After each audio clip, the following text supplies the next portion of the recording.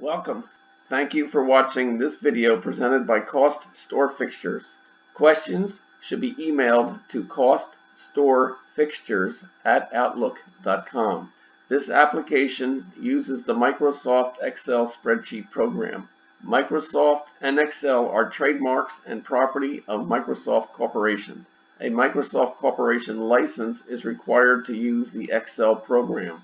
The instruction example covers foundation principles and demonstrates the process by calculating the cost of a pedestal fixture step by step. Each instruction example consists of a macro button and a cell comment.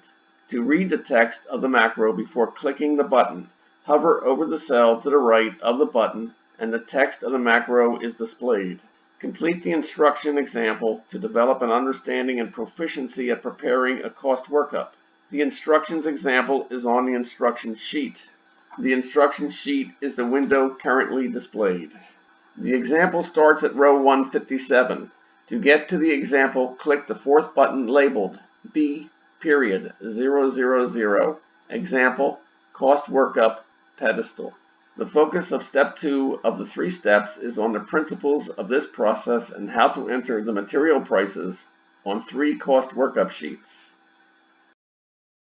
Example item 2.4.02 Macros switch sheets automatically.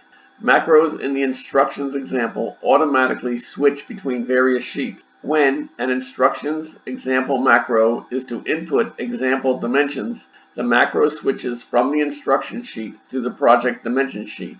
When an instructions example macro is to input example prices, the macro switches from the instruction sheet to one of the 3 cost workup sheets, base, door, and shelf.